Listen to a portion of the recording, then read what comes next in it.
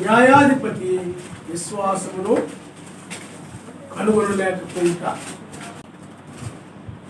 చూడండి, లూకా సువార్త 18వ అధ్యాయము మొదటి నుండి మనం నేర్చుకుందాం. వారు విసుగక నిత్యము ప్రార్థన చేయుచుండవలెనని అనుటకు ఆయన వారితో ఈ ఉపమానము చెప్పెను. సర్వశక్తిమంతునికి భయపడకయు మనుష్యులను లక్ష్యపెట్టకయు నుండు ఒక న్యాయాధిపతి ఒక పట్టణములో ఉండెను. ఆ పట్టణములో ఒక విధవరాలు ఉండెను. ఆమె అతని యొద్దకు తరచుగా వచ్చి నా ప్రతివాదికిని నాకును న్యాయము తీర్చమని అడుగుచూ వచ్చిన గాని అతడు కొంతకాలము ఒప్పకపోయేను. తరువాత అతడు నేను సర్వశక్తిమంతునికి భయపడకయు మనుష్యులను లక్ష్యపెట్టకయు ఉండెను. ఈ విధవరాలు నన్ను తొందర పెట్టుచున్నది కనుక ఆమె మాటి మాటికి వచ్చి ఓజాడుకుంటున్నట్లు ఆమెకు న్యాయము తీర్చునని తనలో తాను అనుకునేను. మరియు ఎలోహిం ఇట్లనెను, అన్యాయస్తుడైన ఆ న్యాయాధిపతి చెప్పిన మాట వినుడి. సర్వశక్తిమంతుడు తాను ఏర్పరచుకుని వారు దివారాత్రులు నన్ను గూర్చి మొరపెట్టుకొనుచుండగా వారికి న్యాయం తీర్చడా ఆయన వారికి త్వరగా న్యాయం తీర్చును. వారి విషయమే కదా ఆయన దీర్ఘశాంతము చూపుచున్నాడని మీతో చెప్పుచున్నాను. ఆయనను మనిషి కుమారుడు వచ్చినప్పుడు ఆయన భూమి మీద విశ్వాసమును కనుగొనునా. చాలా అయినా మనిషి. హల్లెలూయా.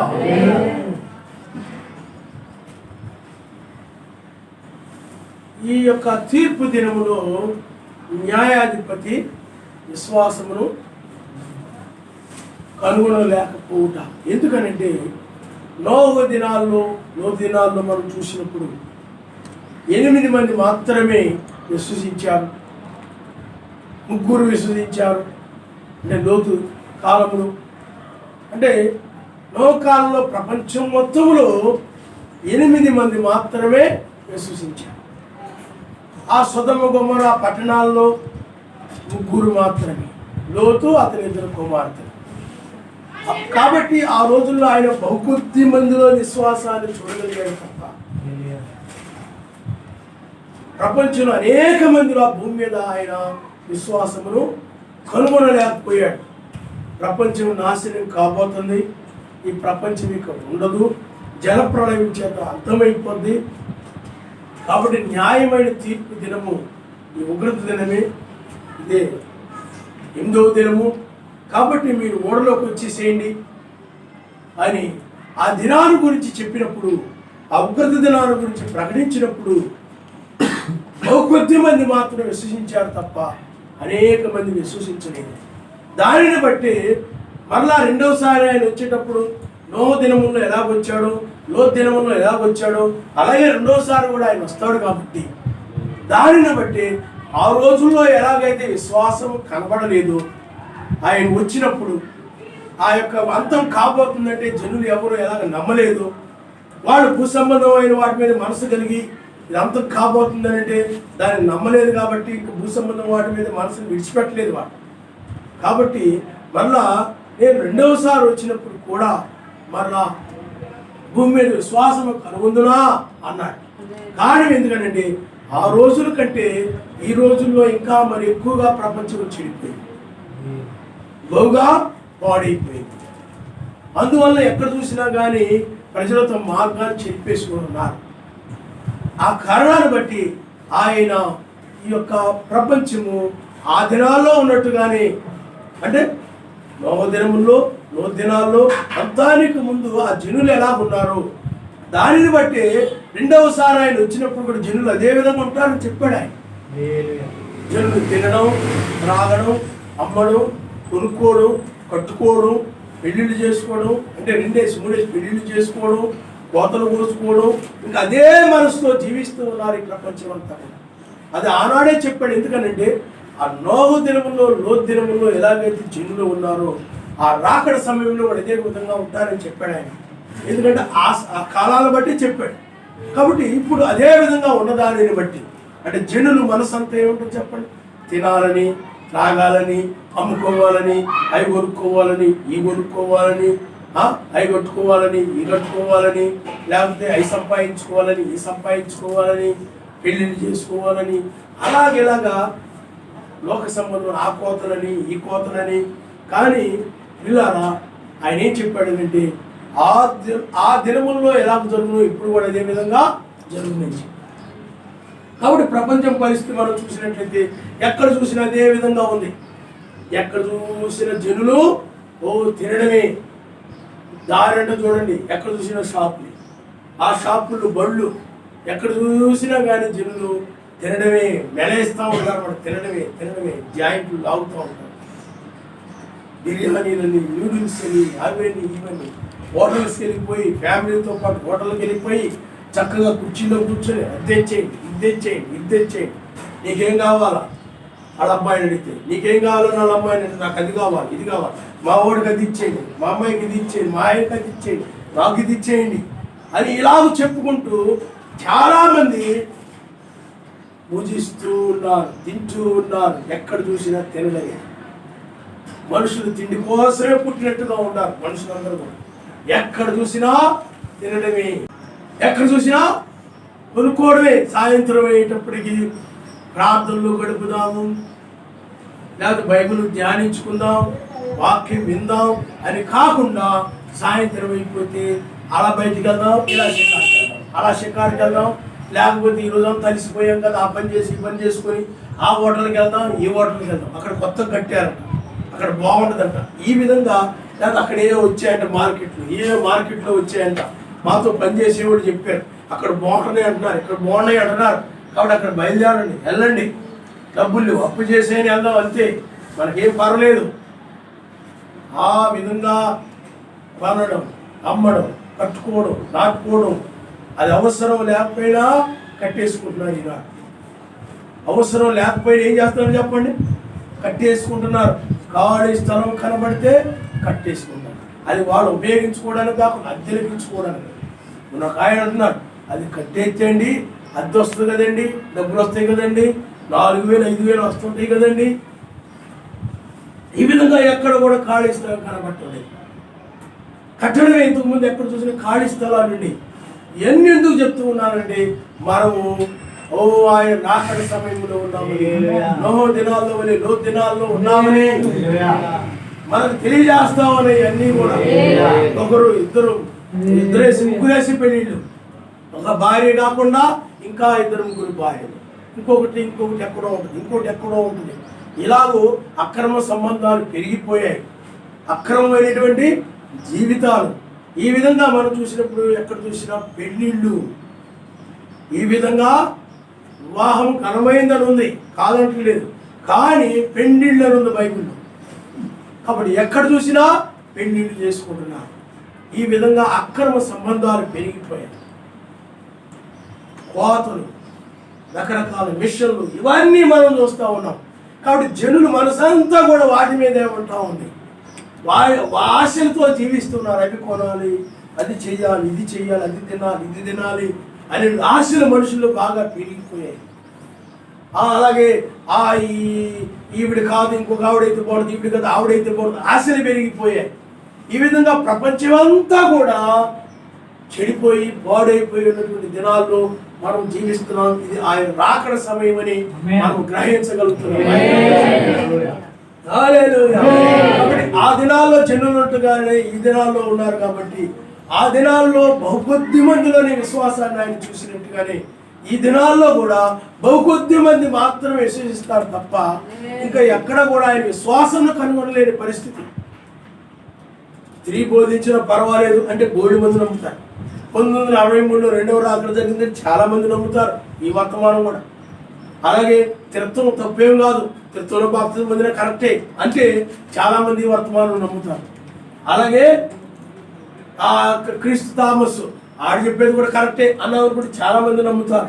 కానీ వాక్య వ్యతిరేకమైనవి మనం అవి తప్పని, అవి ఖచ్చితమైనవి కావని, అవి అబద్ధపు రాకడలని. ఎందుకంటే రెండవ రాకడ విషయంలో దుర్బోధనలు ఉన్నాయి. స్త్రీ ద్వారా రెండవ రాకడ జరుగుతుంది, అమ్మగారి బోధని, రకరకాల బోధనలు, ఇవన్నీ రెండవ రాకడని. క్రీస్తు థామస్ అది రెండవ రాకడని. ఇలాగ చాలా పనికి మాలిన బోధనలు, మోసం చేసే బోధనలు రెండవ రాకడ విషయంలో వధువు సంఘాల్లో ఉన్నాయి. ఇవి తప్పని ఆ వాక్యం చెప్తూ ఉన్న దానిని బట్టి, అవి తప్పని మనం చెప్తూ ఉన్న దానిని బట్టి వాళ్ళు ఏం చేయలేదు చెప్పండి? ఈనాడు విశ్వసించండి. బ్రహ్మాం గారి వర్తమానం నమ్మడము కొద్దిగా సులువే.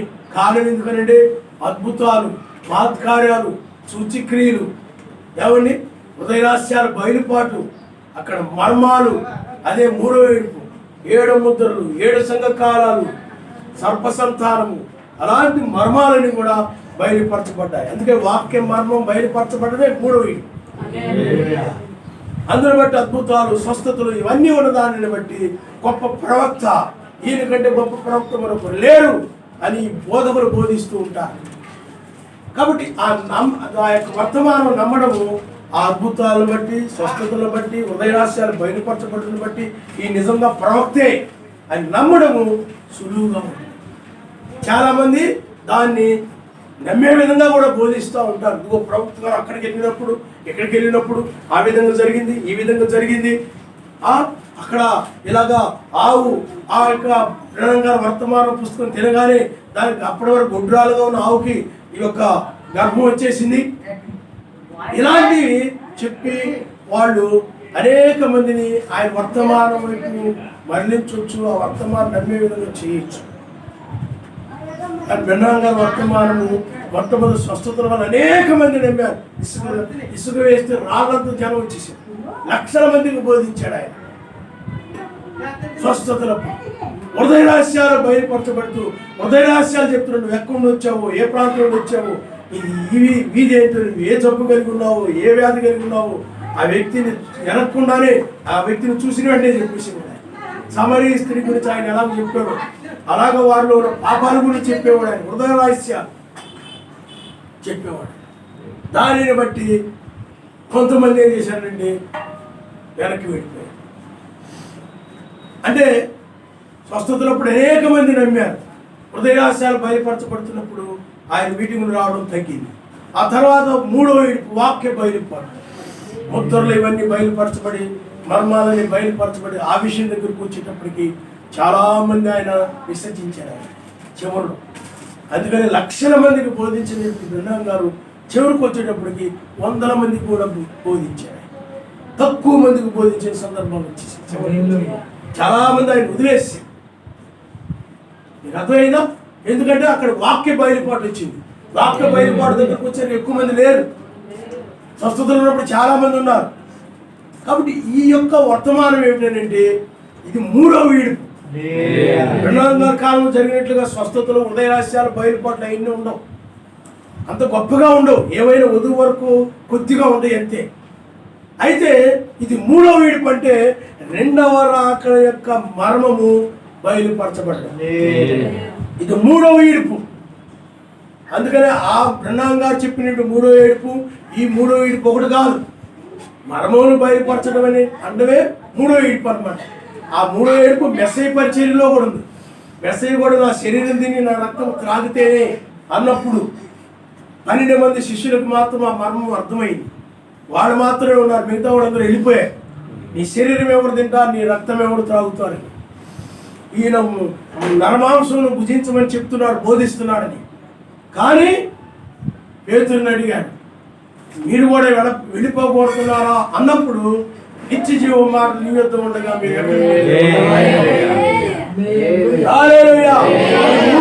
మూడో ఇడుపులో మెస్సేజ్ కూడా చాలా మంది వదిలిపెట్టి వెళ్ళిపోయారు. కాబట్టి ఇప్పుడు కూడా బ్రహ్మాం గారు 1963లో అతీతమైన మేఘము 7 దూతల ద్వారా రూపుదాల్చింది. 7 దూతల యొక్క రెక్కల ద్వారా రూపుదాల్చింది 1963లో అతీతమైన మేఘం. ఆ మేఘమును గురించి బ్రహ్మాం గారికి ఏం బయలుపరచబడిందంటే అది మూడవ పని బయలుపరచబడింది. అది రెండవ రాకడ యొక్క దర్శనమే కానీ రెండవ రాకడ కాదు. అందుకని బ్రహ్మాం గారు ఏం చెప్పారండి, ఆ యొక్క మూడవ ఈడ్పు అది వాక్య బయలుపాటు, అది ఆయన వచ్చినప్పుడు మాత్రమే విప్పబడుతుంది. ఆయన రాకడలో మాత్రమే విప్పబడుతుంది, కానీ ఇప్పుడు విప్పబడదు. ఆ మూడో ఈడ్పు అది ఒకవేళ చెప్పినట్లయితే సాతాను దాన్ని ఏదో విధంగా తారుమారు చేసి కల్పించి గందరగోళం చేస్తాడు. అందువల్ల తెలియకుండడమే మంచిదని 7వ ముద్రలో ఆయన చెప్పాడు. ఆయన హల్లెలూయా, హల్లెలూయా. అందుకని 7వ ముద్ర గురించి నేను వివరించడానికి ప్రయత్నించాలే తప్ప 7వ ముద్ర విప్పబడే సమయం ఇది కాదు అని చెప్పాడు. కాబట్టి పిల్లారా, ఈనాడు మనకి ఆ 7వ ముద్ర విప్పబడింది. అది ఆయన రాకడ. ఇదిగో వాని క్రియలు చొప్పున ప్రతి వారికి జీతం ఇచ్చడానికి వేకువ చుక్కగా ఆయన వచ్చాడు. ఇప్పుడు న్యాయాధిపతిగా ఆయన ఉన్నాడు. తీర్పు 1996 నుండి ఆరంభమైంది. కాబట్టి ఇది 7వ ముద్ర విప్పబడినటువంటి కాలం. అందుకనే 2వ పేతురు రాసిన పత్రిక 7వ ముద్ర ఉంది. అక్కడ 7 విశ్వాసము, సద్గుణము, జ్ఞానము, ఆశానిగ్రహము, సహనము, దైవభక్తి, సహోదర ప్రేమ 8 2వ పేతురు రాసిన పత్రిక 1వ అధ్యాయంలో కనబడతాయి. అక్కడే ఆయన మహత్యమున పరిశుద్ధ పర్వతం మీద నేను కన్నులారా చూచిన వారమై ఆయన మహత్యమును మీకు తెలియజేశాం. తెల్లవారి వేపు చుక్క మీ హృదయాల్లో ఉదయించు వరకు ఆ వాక్యము చీకటిగల చోటు వెలిగిస్తుంది. కాబట్టి 1వ అధ్యాయంలో వేపు చుక్క గురించి, 2వ అధ్యాయంలో భక్తిహీనుల గురించి, అంటే రక్షించబడే వారి గురించి, విడవబడే వారి గురించి 2వ అధ్యాయంలో ఉంది. 3వ అధ్యాయంలో ఆకాశం సూసన రగులుకుందని, పంచభూతములు మిక్కడమైన వేటంతో లయమైపోనని అక్కడ 3వ అధ్యాయంలో కనపడతాము. కాబట్టి అక్కడ ఏమైంది చెప్పండి? తీర్పు పత్రిక, 2వ రాకడ యొక్క పత్రిక. కాబట్టి ఇప్పుడు మనము ఈ కాలంలో మనం ఉన్నాం. కాబట్టి ఇది పిల్లారా, ఆయన 7వ ముద్రను బయలుపరిచాడు. అది 2వ రాకడ యొక్క వాక్య బయలుపాటి. ఇదే 3వ ఈడ్పు. అందువల్ల ఈ 3వ ఈడ్పుని విశ్వసించడం చాలా కష్టం. ఆయన మొదటి రాకడలో స్వస్థతలు, హృదయ రహస్యాలు బయలుపరచబడడం, 3వ ఈడ్పు ఇవన్నీ ఉన్నాయి. అయితే అది ఇజ్రాయెల్ మధ్య జరిగింది. కాబట్టి అన్ని జనుల మధ్య జరగలేదు. కాబట్టి ఆ మొదటి రాకడ అది బ్రహ్నాం గారి ద్వారా 7వ దూత ద్వారా అవి జరిగించాడు ఆయన. అందుకనే మొదటి రాకడలో ఎలా జరిగాయో బ్రహ్నాం గారి పరిచర్యలు కూడా అదే విధంగా జరిగాయి. అందుకనే మనిషి కుమార దినములు, అందుకనే మనిషి కుమారుని రాకడ అంటే మనిషి కుమారుని యొక్క పరిచర్య 7వ దూత ద్వారా జరిగింది. అది 7వ దూత మనిషి కుమారుడు కాదు. ఆ 7వ దూత ద్వారా ఆ కార్యములు ఆయన జరిగించుకున్నాడు. ఎందుకనంటే ఇది మనిషి కుమారుని దినములు అని చెప్పడం. మనిషి కుమారుడు దినముల్లోనే ఒక దినములు ఉంది బైబిల్. ఆ దినములోనే మీరు చూడండి, లూకాసు వార్త 17వ అధ్యాయము 22వ వచనాన్ని మనం ఒకసారి చదువుకున్నాం.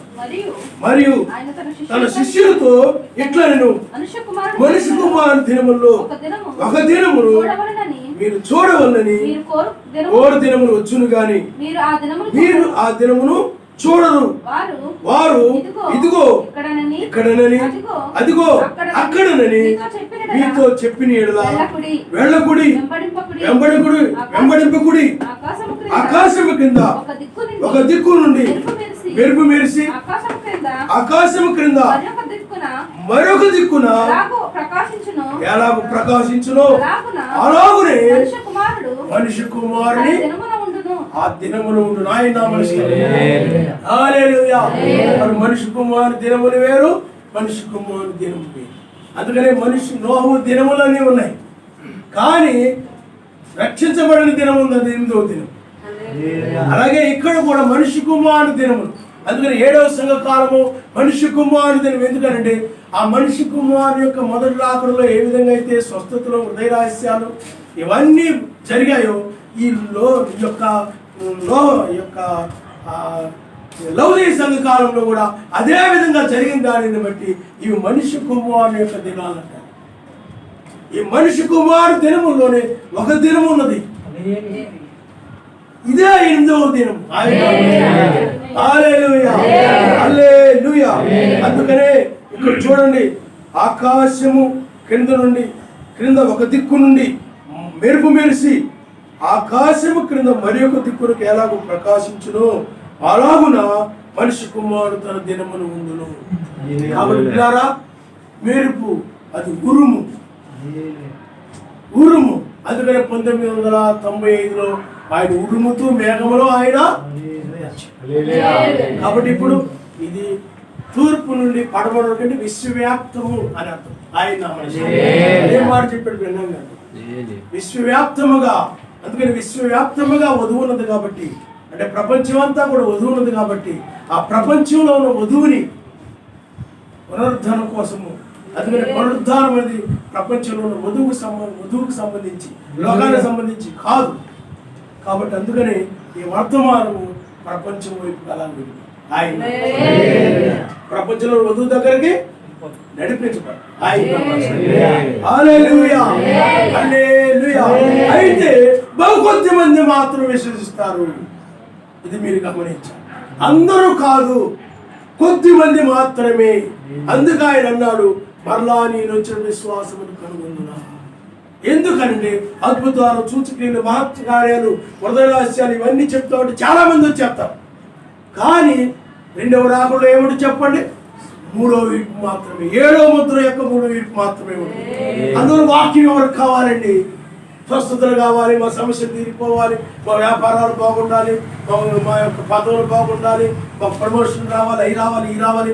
అవి అయితే మేము వస్తాం కానండి, మాకు ఇది ఎందుకండి అంటుంటారు లోకంలో వాళ్ళందరూ. కానీ ఆయన వధువుకి ఇది కావాలి. ఆయన 3వ ఇడుపుని ఆమె మాత్రమే విశ్వసిస్తుంది.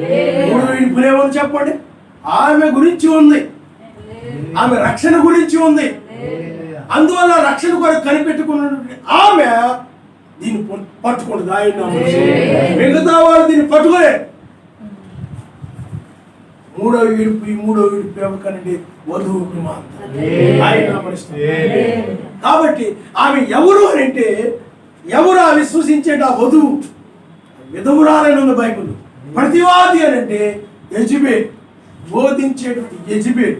ఈనాడు సంఘాల్లో ఉన్నది, వధువు సంఘాల్లో ఉన్నది యెజబెల్ ఆత్మ. అందుకనే స్త్రీ ద్వారా రక్షణ కలుగునని, స్త్రీ మధ్యవర్తిగా మారిందని బ్రహ్మం గారి సంఘాల్లో బోధన. 1963లో 2వ రాకడ జరిగింది, అది స్త్రీ ద్వారా జరుగుతుంది. ఆ బోధే, ఆ గుంపే యెజబెల్ ఆత్మ కలిగిన గుంపు. ఇక్కడ ఇద్దరు ఉన్నారు.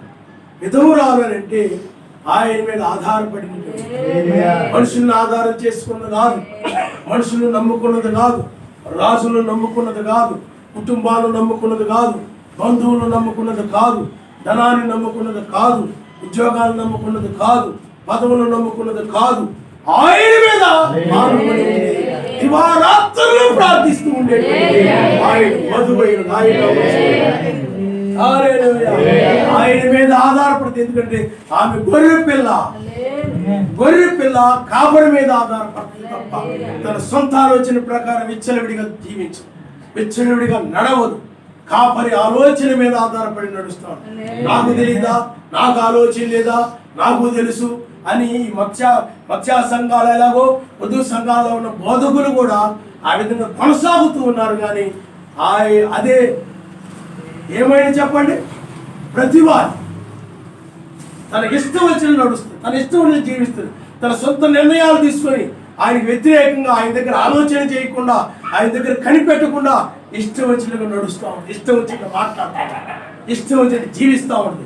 తన మాట పైనుండి వచ్చిందో కాదు, అది హృదయంలో పుట్టినట్టు లోక సంబంధమైన మాటలు, లోక సంబంధమైన ఆలోచనలు, దాని ప్రకారం నడిచింది. ప్రార్థన జీవితం లేదు తన జీవితం. ఎల్లప్పుడూ ప్రార్థించండి, దివారాత్రులు ప్రార్థించడం వాక్యం చెప్తూ ఉంది. ఆమె బోధించాలనే మనసు కలిగిందే తప్ప ప్రార్థించే మనసు లేదు. ఆయన గురించి అది మాట్లాడాలి, ఇది మాట్లాడాలి, ఇది చెప్పాలనే మనసు తప్ప ప్రార్థనా జీవితం లేదు. ప్రార్థించేదే ఆయన నిత్యము ప్రార్థిస్తుంటది. ఎందుకంటే ఆయన ఆధారం చేసుకున్న వారు నిత్యము ఆయన వైపు తిరిగి ప్రార్థిస్తూ ఉంటారు. కానీ ఈవైనట్లయితే, దుష్ట వధువు అయినట్లయితే, వధువు ద్వారా 2వ రాకడ జరుగుతుంది బోధిస్తున్నాడు. ఆ దుష్ట వధువు అయినట్లయితే ధనాన్ని ఆధారం చేసుకుంది, గొప్ప గొప్ప యొక్క మనుషులని ఆధారం చేసుకుంది, ఆ లోక బలాన్ని ఆధారం చేసుకుంది, లోక ఆస్తిని ఆధారం చేసుకుంది. ఇవన్నీ ఆమెకు ఆధారంగా ఉండి నాకు ఇవన్నీ ఉన్నాయి పర్వాలేదు నేను నిశ్చంతంగా ఉన్నాను. కానీ ఏమైనట్లయితే ఆయన నాకున్నాడని నిశ్చయిత కలిగి ఉంది. ఆయన ఆయన నాకు పర్వాలేదు, అదే ఇదైనట్టు నాకు ఆస్తి ఉంది, అంత డబ్బు ఉంది, నాకేమీ పర్వాలేదు. ఇది ఆ విధంగా కొనసాగుతాం. కాబట్టి ఇక్కడ ఇద్దరు ఉన్నారు, ప్రార్థించేవారు ఉన్నారు, ప్రార్థన లేకుండా వాక్చాతుర్యం కలిగిన వారు ఉన్నారు. కాబట్టి ఇక్కడ కావాల్సింది ఆయన వధువు, ఆయన న్యాయపు తీర్పుని విశ్వసించే వధువు. దానికోసమే ప్రార్థిస్తూ ఉంది, కనిపెట్టుకుని ఉంది. కాబట్టి ఆమె ఖచ్చితంగా ఆయన బయలుపరచుకోవాల్సింది. ఆయన ఎందుకంటే ఆమె నాకును నా ప్రతివాదిని న్యాయము తీర్చమని ప్రార్థిస్తూ ఉన్నది కనుక ఆయనకు న్యాయము తీర్చడా? ఈవిడైతే ఆ విధంగా అసలు ప్రార్థనే చేయడం లేదు, ఈవిడికి అసలు ఆ ప్రార్థనే లేదు. అందువలన ఎవరు విశ్వసిస్తారనంటే దివారాత్రులు నిత్యము ప్రార్థించు వారే విశ్వసిస్తారు, మిగతా వాళ్ళు విశ్వసించలేదు.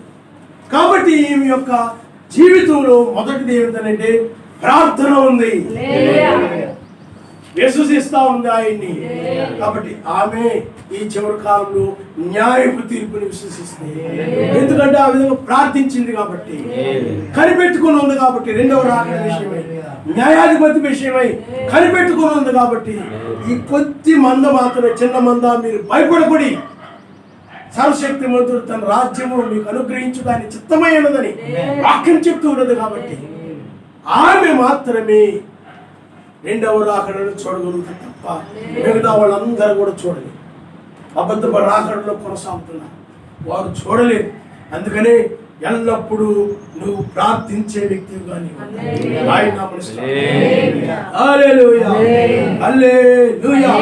ఆ తర్వాత ఏమిటో మనం చూద్దాం. 9వ వచనం నుండి ఒకసారి మీకు చదవండమ్మా. తామే నీతిమంతులమని తమ్ము నమ్ముకొని ఇతరులను తృణీకరించు కొందరితో ఆయన ఉపమానం చెప్పిను. ప్రార్థన చేయుటకై ఇద్దరు మనుషులు దేవాలయంలోకి వెళ్ళిరి. వారిలో ఒకడు పరిసయ్యుడు, ఒకడు సుంకరి.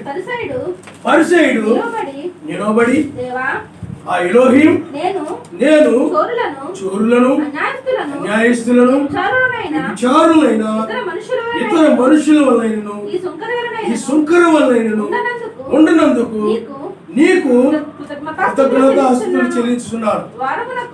వారమునకు 2 మార్లు ఉపవాసం చేయొచ్చు. నా సంపాదన అంతటిలో 10వ వంతు చెల్లించుచున్నానని తనలో తాను ప్రార్థించుచుండెను.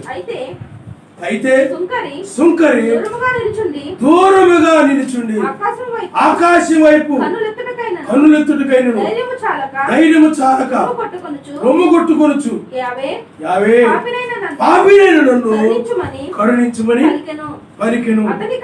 అతని కంటే ఇతడు నీతిమంతుడుగా తీర్చబడి తన ఇంటికి వెళ్ళనని మీతో చెప్పుచున్నాను.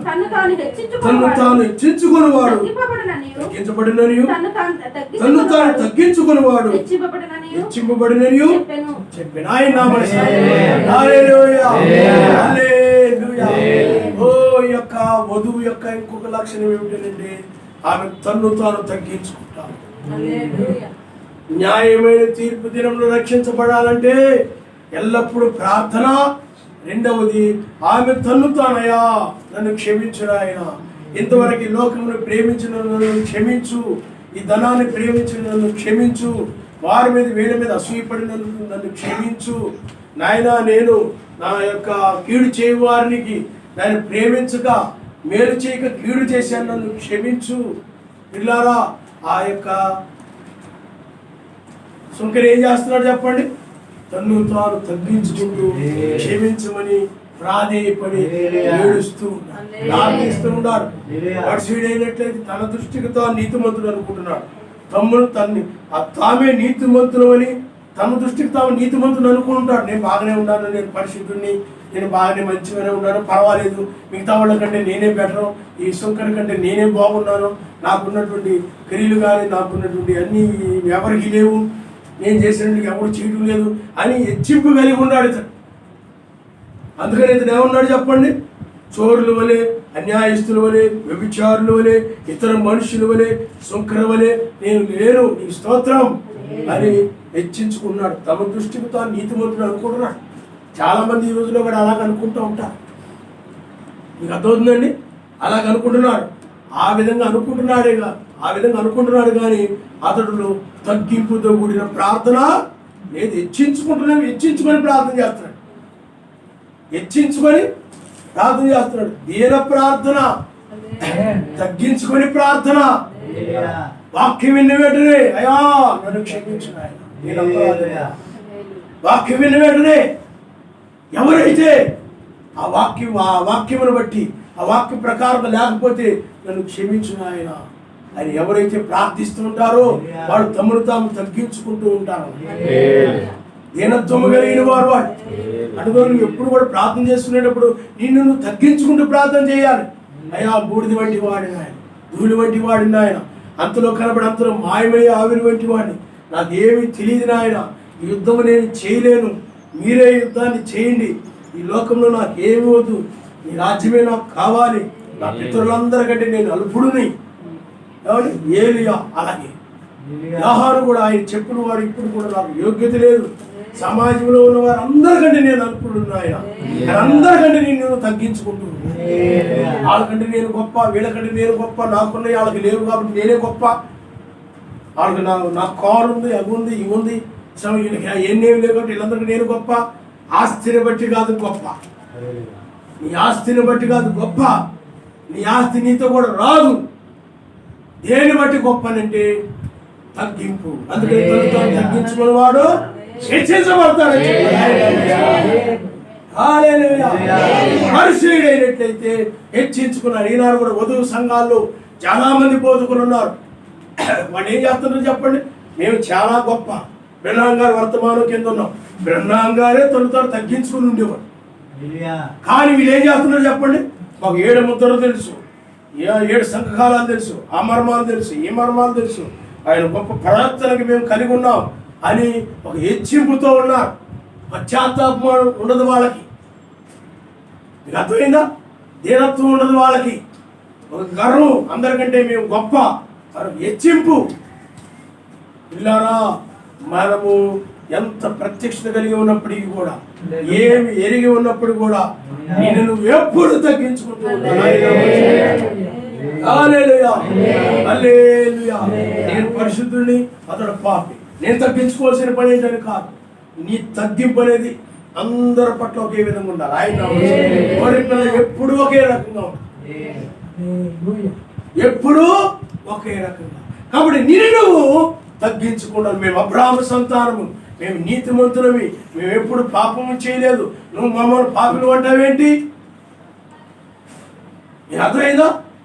అలాగే వీళ్ళు కూడా ఏమంటారంటే 1963 రాకడ జరిగిందని మీరు బోధిస్తున్నారు.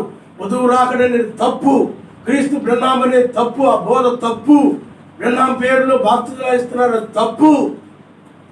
వధువు మధ్యవర్తి కాదు, ఆయన మధ్యవర్తిగా లేడు, న్యాయాధిపతిగా మారాడు. వధువు రక్షకురాలు కాదు, స్త్రీ బోధించడం తప్పు అంటే మేము బ్రహ్నాం గారు కుటుంబం, మేము బ్రహ్నాం గారు బోధలో ఉన్నాం, మేము నీతిమంతులమి, మేము రక్తం గుర్తు కింద ఉన్నాం, మేము ఆ గుర్తు కింద ఉన్నాం, మమ్మల్ని అలా అంటాడా ఫిలోమోను, ఎలా అంటాడా? ఏం చేస్తున్నాడు చెప్పండి? తమ్ముడు తాము హెచ్చించుకుని తిరగబడుతూ ఉన్నారు. ఆ పరిశీలుడు అదే విధంగా తను హెచ్చించుకుని ఉన్నాడు. మనం ఎప్పుడు కూడా తగ్గించుకోవాలి. అదే విధంగా వాళ్ళ దీనత్వం కలిగిన వారైనట్లయితే గద్దించినప్పుడు సర్ప సంతానమా రాబో గుర్తు గురించి మీకు బుద్ధి చెప్పిన వాడేవాడు. సున్నం కొట్టిన సమాధుల వలె ఉన్నారు, మీరు పైకి శృంగారంగా కనబడుతూ ఉన్నారు, మీరు వేషధారులు అన్నప్పుడు మమ్మల్ని ఇలా అంటాడా అలా అంటాడా, మేము సర్ప సంతానమా అని కోపగించుకున్నారు. వాడు కారణం ఎందుకంటే తమ దృష్టికి తాము నీతిమంతులు అనుకున్నారు. అదే మిగతా వారైనట్లయితే ఆ యొక్క జక్కయ్య కానీ, ఆ పాపాత్ములైన స్త్రీ కానీ, వీళ్ళందరూ కూడా వాళ్ళ పాపముల మెస్సయ్య హెచ్చరించినప్పుడు, గద్దించినప్పుడు, అయ్యా మేము పాపులమి, మమ్మల్ని క్షమించండి అని ఆయన దగ్గర తమను తాము తగ్గించుకుంటూ వచ్చారు. దీనత్వము కలిగిన వ్యక్తి పశ్చాత్తాపడతాడు, గర్వము కలిగిన వ్యక్తి తిరగబడతాడు. లోబడడు, వాక్యానికి లోబడడు, గద్దింపుకు లోబడడు. అది ప్రతి కాలంలో కూడా కనబడతా ఉంది. అలాగే బైబిల్లో మనము ఆ యొక్క కయ్యను ఏబేలు గురించి మనం చూస్తే, ఏబేలు తను తాను తగ్గించుకున్నాడు. అతడు సర్వశక్తిమంతుని సన్నిధిలో అతడు తగ్గించుకొని ప్రార్థించి, ఎందుకంటే ఆ గొర్రె పిల్లను బలర్పించడం అనేది దీనత్వానికి సాదృశ్యం. అదే యొక్క కయ్యనట్లయితే ఏబేలు బలర్పణని ఆయన అంగీకరించాడు. నాది అంగీకరించలేదు, నాది సరైనది కాదా, నేను చేసింది కరెక్టే కదా అని కోపగించుకున్నాడే తప్ప, అయ్యా నేనేం చేయాలి, మరి ఈ యొక్క నేను తీసుకొచ్చిన అర్పణను తృణీకరిస్తున్నావే, ఎలాంటి అర్పణ నీకు కావాలి అని ఆయన అడగలేదు. అడగకుండా ఏం చేశాడంటే అని కోపగించుకొని మూతి ముడుచుకొని వెళ్ళిపోయాడు. అతడు చివరికి ఏం చేశాడు చెప్పండి? నరహంతుడుగా మారిపోయాడు. కాబట్టి పిల్లారా, ఆలోచన చేయండి, నిన్ను నువ్వు తగ్గించుకో. ధూళి వంటి వాడిని యాహానే తగ్గించుకో. ఏలియా నా పుత్రులందరికంటే కూడా నేను అనుకున్నాను. అదే అబ్రాహ్మైనట్లయితే బూడిద వంటి వాడిని, ధూళి వంటి వాడిని నాయన తగ్గించుకున్నాడు. నువ్వు కూడా ఏమన్నా చెప్పండి, ఆయన సన్నిధిలో నువ్వు తగ్గించుకుంటున్నావు. దావీదు తగ్గించుకున్నాడు, బైబిల్లో చాలా మంది తగ్గించుకున్నారు. మెస్సయ్య కూడా తన్ను తాను తగ్గించుకున్నాడు. ఆయన రాజు, పరలోకమునకు రాజు, ఆయనే షాలేము రాజు. దూతల చేత అనగా సేరేబులు కేరేబులు వాళ్ళందరి చేత కూడా పరిశుద్ధుడు పరిశుద్ధుడని కొనియాడబడే ఆయనే మానవ శరీరము ధరించుకున్నాడు, తగ్గించుకున్నాడు. మానవ వస్త్రాలు ధరించుకున్నాడు, మానవ ఆహారం భుజించాడు, మనుషుల్లో మనిషిగా ఆయన నడిచాడు, మనుషుల్లో మనిషిగా ఆయన జీవించాడు. ఆయన ఎవరు అని అంటే ఎలోహిం అయి ఉన్నాడు. తగ్గించుకున్నాడు ఆయన. అదే విధంగా నేను సర్వశక్తిమంతుడిని అని తను తాను హెచ్చించుకొని లేడు. తను తాను నేను హెచ్చించుకొని నేను సర్వశక్తిమంతుడు కాబట్టి, నేను గొప్పోడు కాబట్టి, డబ్బున్న పరిశీలి కుటుంబంలో పుట్టాలి అని ఆయన పుట్ల బంగారు బియ్యాల్లో ఓగల. ఆయన సామాన్యతలో ఉన్నాడు. ఆయన కాబట్టి పిల్లారా, వధువు యొక్క లక్షణం ఏమిటంటే ఈ చివరి కాలంలో ఆమె ఎల్లప్పుడూ ప్రార్థిస్తా ఉంటుంది. రెండవది తను తాను తగ్గించుకున్నాడు. ఇది అబద్ధ వధువు యొక్క లక్షణం ఏంటంటే ప్రార్థన ఉండదు, హెచ్చింపు మాత్రం బాగా ఉంటుంది. నేను బ్రహ్మం గారి వర్తమానంలో ఉన్నాను, జాన్సన్ గారి వర్తమానంలో ఉన్నాను, నేను నీతిమంతురాలి, నేను పుట్టుకతో పరిస్థితులవి, ఈ విధంగా హెచ్చింపు ఉంటుంది అన్నమాట. తను హెచ్చించుకుంటూ ఉంటారన్నమాట. వాళ్ళు ప్రమాదంలో పడిపోతారు. ఆ తర్వాత కూడా చదువమ్మా, 15వ వచనం నుండి, తమ శిశువులను ముట్టవలని కొందరు ఆయన యొద్దకు వారిని తీసుకుని రాగా, ఆయన శిష్యులు అది చూచి తీసుకొని వచ్చిన వారిని గద్దించి, అయితే మెస్సయ్య వారిని తన యొద్దకు పిలిచి చిన్న బిడ్డలను ఆటంకపరచక వారిని నా యొద్దకు రానియుడి. సర్వశక్తిమంతుని రాజ్యము ఇలాంటి వారిది. చిన్న బిడ్డల వలె సర్వశక్తిమంతుని రాజ్యము అంగీకరింపని వాడు దానిలో ఎంత మాత్రం ప్రవేశింపలేడని మీతో నిశ్చయముగా చెప్పుచున్నారు. అప్పుడు ఇప్పుడు ఆయన ఒక రాజ్యముగా ఉన్నాడు, నీతి సూర్యుని రాజ్యముగా ఉన్నాడు. ఆయన న్యాయాధిపతి. అందుకనే మొదటి రాకుండా ఆయన వాక్యముగా ఉన్నాడు. వాక్యమే శరీరధారి. వాక్యమైన ఆయన రెండవ రాకడలో రాజ్యముగా ఆయన మారి, పరిశుద్ధ పర్వతం మీద కూడా వాక్యముగా ఉన్న ఆయన రాజ్యముగా మారి. ఇప్పుడు ఆయన రాజ్యముగా వచ్చాడు, సర్వశక్తిమంతుని రాజ్యముగా వచ్చాడు. చిన్న బిడ్డల వంటి వారు మాత్రమే అంగీకరిస్తారు, ఆయన నమ్మరిస్తారు. అదే చెప్పాడు ఆయన. చిన్న బిడ్డలను ఆటంకపరచక వారిని నా యొద్దకు రానీయుడి. సర్వశక్తిమంతుని రాజ్యము ఇలాంటి వారిది. చిన్న బిడ్డల వలె సర్వశక్తిమంతుని రాజ్యము అంగీకరింపని వాడు దానిలో ఎంత మాత్రం ప్రవేశింపనేరడు. చిన్న బిడ్డల వల్ల అంగీకరించాలి. చిన్న బిడ్డలకి వాళ్ళకి ఏమి తెలియదు. అందుకని చిన్న బిడ్డలు అనగా అందుకని లోక జ్ఞానులు వివేకులకు ఆయన మరుగు చేసి ఈ రెండవ రాకడను పసిబాడు వంటి వారికి ఆయన బయలుపరుస్తున్నారు. వాడు నేర్చుకునేవారు.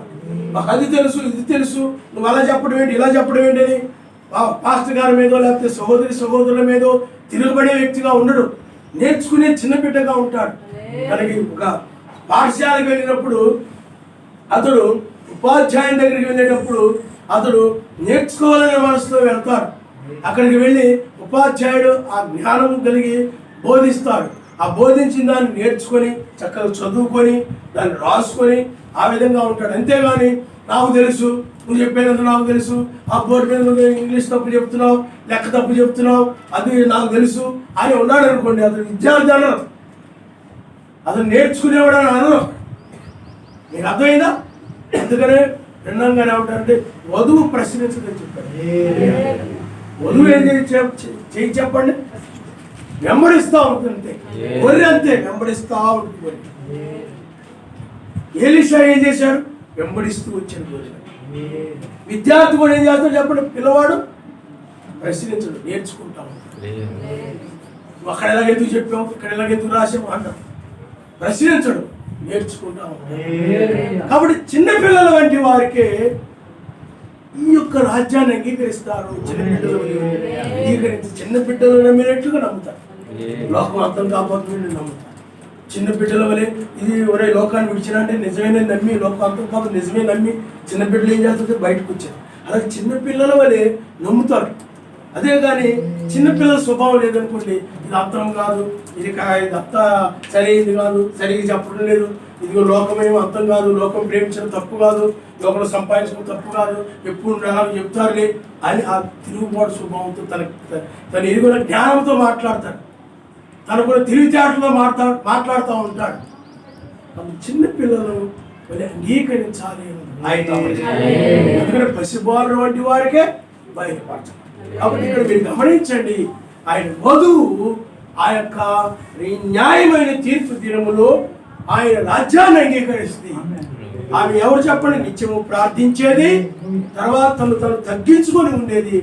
ఆ చిన్న బిడ్డల వలె లోక జ్ఞానం వివేకం లేదు కాబట్టి ఆ చిన్న బిడ్డల వలె ఇదిగో నీతి సమాధానం పరిశుద్ధాత్మ ఆనందము అది పొందుకుంటేనే పరలోక రాజ్యానికి వెళ్ళిపోతారు అన్నప్పుడు దాన్ని అంగీకరిస్తుంది. ఆయన ఆ రాజ్యాన్ని అంగీకరిస్తుంది.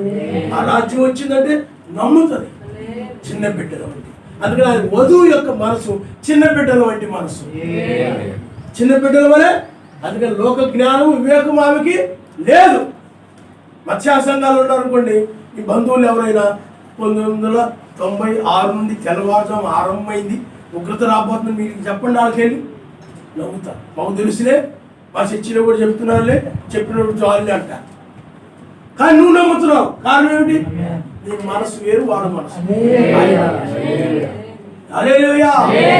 అంగీకరించడం అంటే ఆమె నువ్వు చెప్తా ఉంటావు. కానీ చిన్న బిడ్డ ఆయన హల్లెలూయా హల్లెలూయా. అదే యెజబెలు మనసు ఏంటో చూద్దాం. 18వ వచనం మీరు ఒకసారి చదవండి.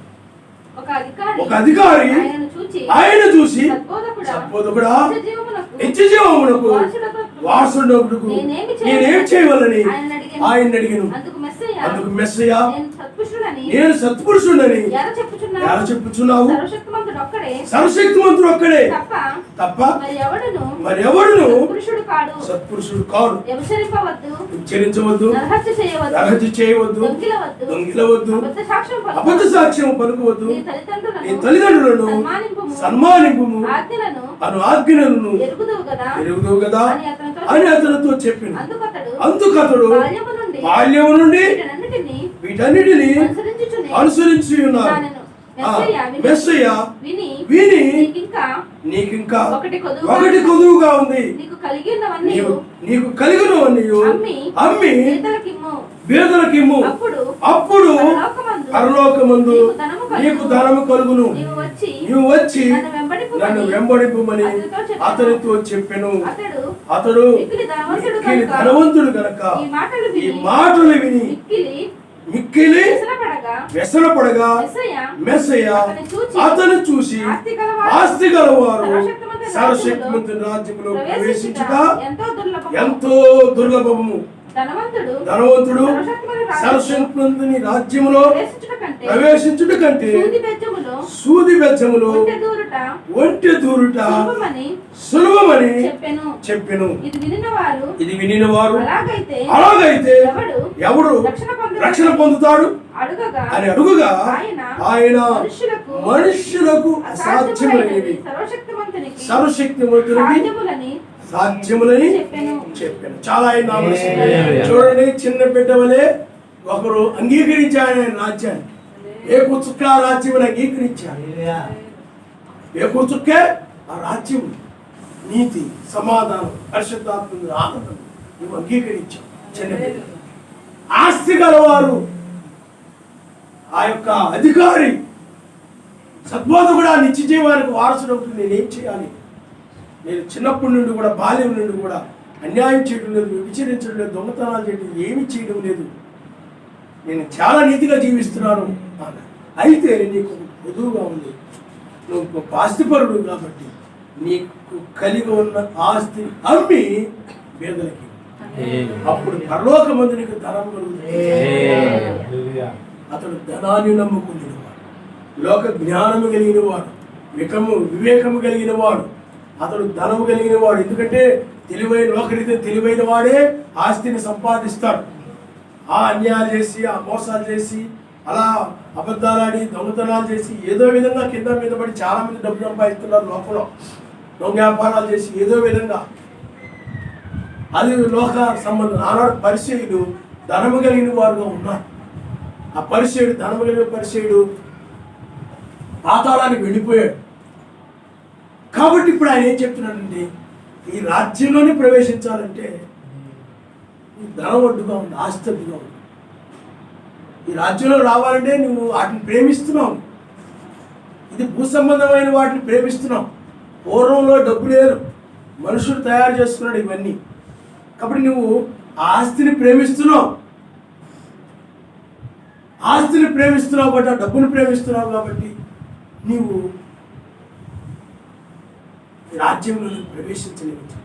ఎందుకంటే ధనాపేక్ష కలిగిన వారు ఆ రాజ్యం లేదు, ఆ రాజ్యంలో రాదు. అతను నీతిమంతుడుగా సమాధానం కలిగి పరిశుద్ధాత్మతో అతను ఆనందించలే. అతడు ధనవంతుడు కనుక మిక్కిలి వ్యసనపడిపోయాడు. కాబట్టి ధనవంతుడు పరలోక రాజ్యానికి ప్రవేశించలేదు. హల్లెలూయా, హల్లెలూయా. అప్పుడు అతను ఏం చేశాడు చెప్పండి? ఆ రాజ్యాన్ని తృణీకరించాడు. ఏదో లోక ఆశీర్వాదం అనుకున్నాం, ఆయన దగ్గరికి వస్తే బాగా ధనవంతుడు నేను బాగా దీవించాడు, అడుగు స్తోత్రం అని మెస్సేజ్ అంటాడు అనుకున్నాం మేము. కానీ ఆస్తి, అందుకనే పిల్లరా ఎత్తబడాలి అనంటే, కొనుక్కోబడాలంటే, ఈ నిత్య రాజ్యంలో ప్రవేశించాలి అనంటే, ఓ నీ ధనమును నువ్వేం చేయాలి చెప్పండి? నువ్వు కలిగి ఉన్న ఆస్తిని నువ్వు ప్రేమించుకోవాలి. నువ్వు ధనవంతుడు అయినట్లయితే, ఆస్తి కలిగిన వ్యక్తి అయినట్లయితే ఆ రాజ్యంలో నీవు రావు అని చెప్పాడు. కాబట్టి నిత్య రాజ్యం ఎవరికనంటే, ఓ చిన్న బిడ్డల వంటి వారికి, లోక జ్ఞానం వివేకము లేకుండా నేర్చుకునే మనసు కలిగిన చిన్న బిడ్డల వంటి వారికి ఈ రాజ్యము. ధనవంతులకి కాదు. ధనవంతుల కొరకు ఆయన రెండవసారి రాలేదు.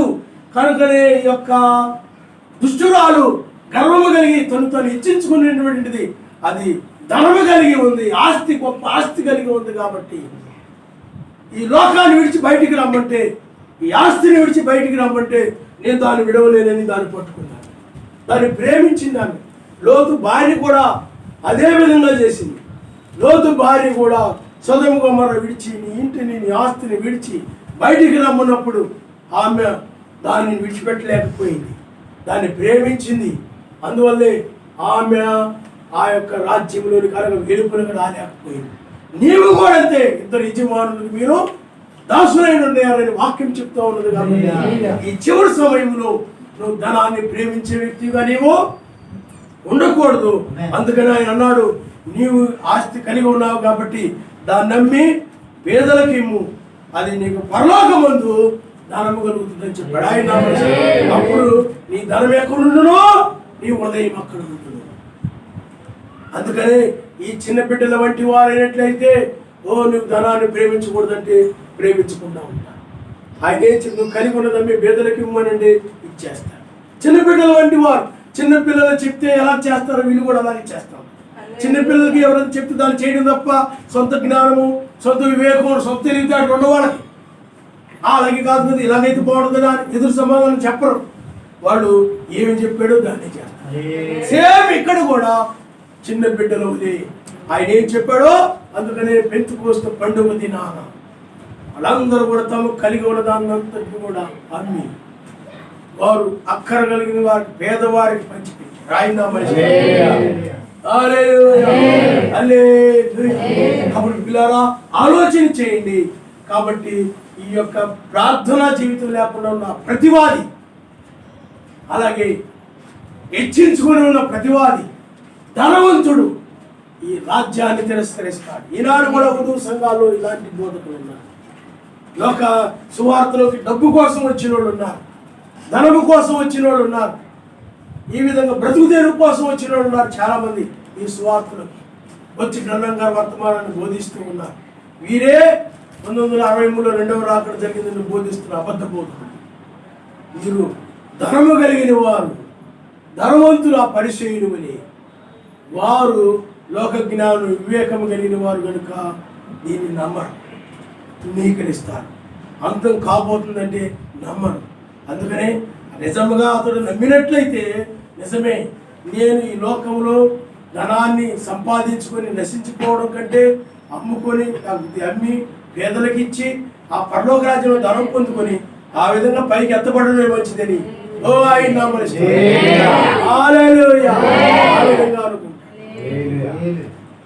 ఆ విధంగా ఈ పరిచయుడు భావించలేదు, నమ్మలేదు అతడు. అప్పుడు నిశ్చయముగా ఉగ్రత రాబోతూ ఉన్నది కనుక నీ ఆస్తి మీద మనసు పెట్టే సమయం ఇది కాదు, నీ ధనం మీద మనసు పెట్టే సమయం ఇది కాదు, రాజ్యం మీద మనసు పెట్టే సమయం. కాబట్టి ఇతను ఏం చేశాడు చెప్పండి? ఆ రాజ్యాన్ని తిరస్కరించాడు. ఆస్తి కోసమని, ధనము కోసమని, నాకు ఆస్తి కావాలి తప్ప ఈ రాజ్యం వద్దని త్రోసేశాడు. ఈనాడు కూడా చాలా మంది అంతం కాబోతున్న, నాశనం కాబోతున్న వీటన్నిటిని ప్రేమించి వాటి కోసమై ఈ రాజ్యాన్ని తురీకరిస్తూ ఉంటాయి. కాబట్టి ఈ రాజ్యానికి ప్రవేశించాలంటే ఈ ఆస్తి అడ్డుగా ఉంది అని చెప్పాడు. కాబట్టి పిల్లారా, ధనవంతుడు పరలోక రాజ్యానికి ప్రవేశించాడు. చాలా మంది అంటారు, ఆ సతీష్ కుమార్ చూడండి, ఆ జాన్ వెస్లీ చూడండి, లేకపోతే ఇంకోటి ఎవడో ఉన్నాడు, అలా హైదరాబాద్లో రకరకాలలో ఉన్నారు, వాళ్ళందరూ చూడండి, ఆ పాస్టర్లు అవి బాబోయ్ స్వస్థత జరుగుతున్నాయి, టీవీల్లో ఉండి చెప్తే చాలు బయట ఊళ్ళలో ఉన్న వాళ్ళందరూ బాగుపడిపోతున్నారు, చనిపోయిన వాళ్ళు 8 మంది 10 మంది లేచారు, గోల్డ్ ఇచ్చేసాడు. ఆయన డైరెక్ట్గా మాట్లాడుతుంటాడు దేవుడు. అలాగెలాగని ధనాన్ని విస్తారంగా సంపాదించుకున్నాడు అవసరానికి మించి. నీకు అర్థమైందా? వాళ్ళకి పేరు రావడం కోసం ఆయన పెద్ద చర్చి పెట్టాడండి, పేరు కోసం, వాళ్ళకి పేరు కోసం.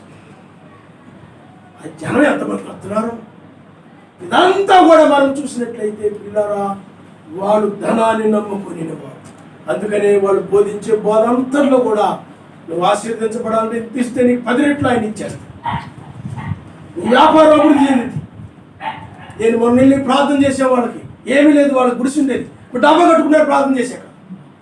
లోక సంబంధమైన చెప్తూ ఉంటారు, లోక సంబంధమైన కూడా బోధిస్తూ ఉంటారు పనికి మంది.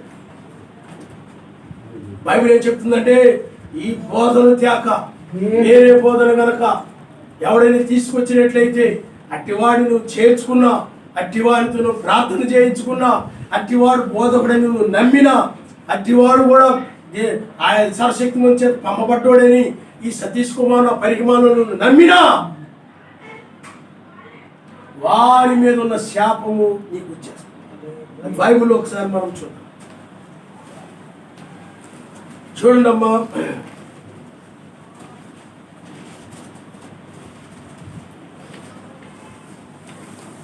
ప్రత్యేకించబడినావా ప్రియమైన మెస్సయ్య వధువుగా, ప్రత్యేకించబడినావా పరమునకు చేర్చబడే వధువుగా, ప్రేమించుచున్నావా ఏది నీలో ప్రేమ, ప్రేమించుచున్నావా ఏది నీలో త్యాగం, ప్రత్యేకించబడినావా పరమునకు చేర్చబడే వధువుగా, ప్రేమించుచున్నావా ఏది నీలో ప్రేమ. 2వ యోహాను 10వ వచనాన్ని ఒకసారి చదవండి. ఎవడైనను ఈ బోధను కాక నీ యొద్దకు వచ్చిన యెడల వారిని ఇంట చేర్చుకొనవద్దు, శుభమని వానితో చెప్పవద్దు. శుభమని వానితో చెప్పువాడు వాడి దుష్టక్రియల్లో ఆలివాడైపోతాడు. వాడితో శుభం కలుగుతుంది నీకు పాస్టర్ గారు శుభాలండి అని పనికి మాలని కనబడే దాన్ని కనబడే ప్రతి పనికి మాలని పాస్టర్కి నువ్వు చెప్పినట్లయితే వందనాలు పాస్టర్ గారు, చెయ్యి కూడా కలపకూడదు. ఉందండి అలాంటి బోధకులు ఎవడు పడితే వాడిని. వధు సంఘాల్లో కూడా ఉన్నారు చాలామంది, ఈ విధమైన వారు ఉన్నారు. ధనవంతులు వీరు, ఇటు వారిని చేర్చుకొనవద్దు, శుభమని చెప్పవద్దు. అలా చెప్పినట్లయితే వారి యొక్క దుష్టక్రియలలో నీవు కూడా పాలివాడవుతావు. కాబట్టి ఆ దుష్టక్రియలుగా కలిగిన వారికి ఉగ్రత వచ్చేస్తుంది. కాబట్టి వారితో పాటు నీవు కూడా ఉగ్రతలో పడిపోతావు. అది వాక్యం అలాగూ చెప్తావు. అందుకని గుడ్డోడికి అందరూ పాస్టర్ లాగానే కనపడతారు. అందరూ బోధించేది బైబిలే కదా, అందరూ చెప్పేది ఒకటే కదా. మనోనేత్రం చేరబడినప్పుడు ఇక వీళ్ళందరూ ఆయన ఉపయోగించుకోనడని 2వ రాకడలు బైబిల్ బ్రహ్మాం గారు కూడా చెప్పారండి. వేకూర్చుకోదించిన లోకంలో సువార్త ప్రకటించుకుంటూ ఇక వర్తమానికులు వాడుకోండి అని చెప్పాడు. వాడుకోడు. ఎందుకనంటే ఇది లోకంలో సువార్త ప్రకటించే సమయం కాదు, కానీ వధువులు ఎక్కిరమని పిలిచేటువంటి వర్తమానం. లోకంలో సువార్త ప్రకటించే ప్రతి బోధకుడు ఉగ్రతలో ఉండాలి. వాడి కాలం తెలియదు. నిజముగా ఆయన కృపలో ఉన్నట్లయితే ఈ వర్తమానం పట్టుకుని రక్షించబడాలి.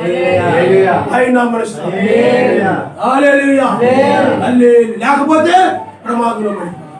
ఆ వాళ్ళందరూ కూడా సాతాను చేత అభిషేకించబడినటువంటి వారు. వీళ్ళందరూ కూడా ఈ బోధకులందరూ కూడా అనేక మంది, అనేక సంఘాలు. అందుకనే ఏ బోధకుడితో కూడా నేను చేయగలపడానికి కూడా ఇష్టపడతాను. జాన్సన్ గారు తెలిపి ఉంటారు, రోషము కలిగి ఉండేవారు. ఆ బోధకులు వేరు, మనం వేరు. రోషము ఏలియావలే రోషము కలిగి ఉండాలి. అందుకని సాధారణ అందరూ కలుపుకుంటాడు. సర్వశక్తి ప్రత్యేకపరుచుకుంటాడు ఆయన. పాస్టర్లందరూ కూడా ఐక్యమైపోతుంది. నేను ఐక్య పాస్టర్ సంఘానికి ఫెలోషిప్కి నేను ప్రెసిడెంట్ అండి, సెక్రటరీ అండి, ఎవరికి కావాలి ఏదైతే మాకెందుకు ఆయన చేర్చుకోవద్దు, శుభమని చెప్పవద్దు. ఒకవేళ ఏదైనా కనపడితే మాట్లాడుతున్నారని పలకరించారు కదండి, పలకరిస్తే చెప్పు, పాస్టర్ గారు లోకాల సువార్త ప్రకటించే సమయం అయిపోయింది, మీరు నామూలు బాప్తిజం పొందకపోతే మీ ప్రమాదమే, ఇది తెల్లవారుజాము ప్రపంచం ఉగ్రతలో ఉంది, మీరు రక్షించబడాలంటే నీవు ఎక్కువ రక్షణ వర్తమానం పెట్టుకుంటే రక్షించబడతాం, లేకపోతే ప్రమాదం. విశాఖపట్నం వాళ్ళు ఉండేవారు అయ్యగారికి సంబంధించి, అయ్యగారి యొక్క బ్రదర్స్ వాళ్ళు లోకాల సువార్తలను ఇవ్వడంటే తిరగబడ్డారు. ఈనాడు కూడా ఈ వర్తమానాన్ని ఎందుకు నమ్మరంటే, ఎందుకు విశ్వసించరానంటే లోకానికి సువార్త ద్వారాలు మూయబడ్డబట్టి నమ్మరు. విశ్వసించాలని బోధించాలని ఉంటుంది. కానీ ఆనాడు నోవహు ఏం చేశాడు చెప్పండి? ఆ సమయాన్ని బట్టి ఆ సువార్త బోధించే సమయం ఇది కాదు, రక్షించబడే సమయం ఇదేనని ఎరిగి ఆ సువార్త ప్రకటించడం మాని తన రక్షణను పొందుకున్నాడు. అతను ప్రపంచ వర్తమానికుడు. ఆయన సువార్త ప్రకటించడం మానేస్తే నువ్వు మానేవా? నువ్వు రక్షించబడాలనుకుంటే ఆ సువార్త మానేసి, లోకానికి సువార్త మానేసి వేకు నక్షత్ర వర్తమానాలను పెట్టుకుని రక్షించబడు. లేకపోతే ఉగ్రతలో ఉండిపోవడం. ఏలియా సువార్త ప్రకటించాడు. ఒక సమయం వచ్చినప్పుడు ఆ ప్రకటించడం మానేసి ఆరోహణ కొరకై అతడు వెళ్ళిపోయాడు. అందుకనే జాన్సన్ గారు సువార్త ప్రకటించాడు. 1995 వరకు ఆయన నిద్రించిన తర్వాత వేకు చుక్క వర్తమానం వచ్చింది. అప్పుడు నేను అనుకున్నాను, మరలా ఇది ఇంకా మత్స్య సంఘాలు వీళ్ళందరూ ఉన్నారు కదా, వాళ్ళకి అలా చెప్పాలేమో అనుకున్నప్పుడు ఇది వధువుకు మాత్రమే. ఇంకా లోకాల సువార్త ప్రకటించే పని అయితే జాన్సన్ గారిని నేను ఉపయోగించుకునేవాడిని. ఆయన్ని ఎందుకు తీసుకుంటాను? ఆ సమయం అయిపోయింది కాబట్టి ఇంక ఇది వధువు రక్షించబడే వర్తమానం అని చెప్పాడు ఆయన. మిగతా వాళ్ళందరూ ఏం చేస్తారు చెప్పండి? ముగ్గతులోకి వెళ్ళేవరగా పాపివైన నీవు మెస్సీని తెలుసుకో, అవిశ్వాసమైన నీవు మత్స్యం తెలుసుకో, నీ కోసం కలవశిలలో రక్తం చిందించాడని ఆ లోకంలో ఇంకా సువార్త బోధించుకుంటూ ఉగ్రతలో దిగుతాడు. అందుకని ఆయన ఎప్పుడు వచ్చాడో, ఎప్పుడు వధువులు తీసుకుని వెళ్ళాడో ఈ మతశాఖ బోధకులకు తెలియదు. ఇంకా ఆత్మ రక్షించాలా, అడవిలో ఉన్నారు వాళ్ళకు బోధించాలా, కొండల్లో ఉన్నారు వాళ్ళకు బోధించాలా, ఇంకా వెళ్ళాలా, ఇంకా త్రాగు ఎక్కువైపోయింది, తినడం ఎక్కువైపోయింది, కుర్రోళ్ళు పాడైపోతున్నారు, యవనస్తులు పాడైపోతున్నారు, వాళ్ళందరికీ బోధించాలా, యవనస్తులు గుడిలో పెట్టాలా, ఇవి పెట్టాలా, ఈ విధంగా ఎప్పుడు ఇది జరుగుతూనే ఉంటుంది. కానీ వధువు మాత్రము ఈ తెల్లవారుజామున నోహువలే ఈ తెల్లవారుజామున రక్షణలోనికి ప్రవేశించి, రాజ్యంలోనికి ప్రవేశించి వెళ్ళిపోతాయి. మత్స్య సంఘాలకి తెలియదు ఎప్పుడు వచ్చాడో, ఎప్పుడు వధువును తీసుకుని వెళ్ళాడో లోకానికి తెలియదని బైబిల్ చెప్తుంది. మత్స్య సంఘాలకు తెలియదని బైబిల్ చెప్తుంది. అందువల్ల ఆ విధంగానే కొనసాగుతూ ఉంటారు.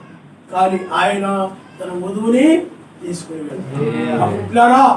ధనాన్ని ప్రేమించే వ్యక్తి ధనవంతుడు పరలోక రాజ్యానికి ప్రవేశించడని బైబిల్ చెప్తా ఉంది. అందుకని సమయాన్ని, ధనాన్ని ఆయన కోసం నువ్వు సద్వినియోగం చేసుకోవాలి. ఆయన జాన్సన్ గారు కూడా ఆయన కోసము సద్వినియోగం చేసుకో. అందుకనే బైబిల్లో మోషేని మనం చూసినట్లయితే అల్పకాలపు పాప భోగమును అనుభవించుట కంటే ఆ ప్రజలతో శ్రమను అనుభవించడం మేలని, నిందే గొప్ప భాగ్యమని ఎంచుకొని కలగబావు బహుమానమందు నీ హృదయము ఈ ఆస్తుల పైన ఉన్నాయి కాబట్టి నీ హృదయము ఆ పైన ఉండాలంటే, కలగబావు బహుమానం మీద ఉండాలంటే ఈ ధనాన్ని విడిచిపెట్టమని చెప్పాడు ఆయన. చిన్న బిడ్డల వంటి వారే ఆ రాజ్యాన్ని అంగీకరిస్తారు తప్ప ధనాన్ని ప్రేమించేవారు, లోక సంబంధమైన ఆస్తులు ప్రేమించేవారు వాళ్ళు రాజ్యాన్ని అంగీకరించలేరు. లోక జ్ఞానం కలిగిన వారు, డబ్బు ఉంటేనే కదా మనము, డబ్బు లేకపోతే మనకు గౌరవం ఏముంటుంది, విలువే ఉంటుంది. డబ్బును బట్టే కదా ఏమండి అంటారు, డబ్బు లేదనుకో ఎరా పోరా అంటారు, గౌరవంగా మాట్లాడతారు డబ్బుంటే అని. ఆ డబ్బు అని ఓ పిల్లరా, ఈ ధనం కలిగిన సంఘాలన్నీ కూడా. అందుకని లౌదీయ సంఘకాలము, లౌదీయకులో ఉన్న సంఘము ఎలా ధనము కలిగి ఉందో ఈనాడు కూడా సంఘాలు ధన వృద్ధి చేసుకుని, ఆస్తులు వృద్ధి చేసుకుని నాకేమీ కొద్దువు లేదు అనుకుంటా ఉన్నాయి. అవే ఇప్పుడు ఈ రాకడను, ఈ తలరాయిని, వేకు నక్షత్రం యొక్క తలరాయిని, అనగా వేకు నక్షత్రమే తలరాయి కనుక తలరాయిని నిరాకరిస్తూ ఉన్నాయి. ఆయన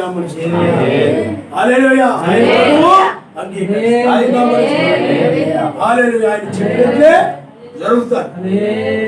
ఆ తర్వాత కూడా చదువమ్మా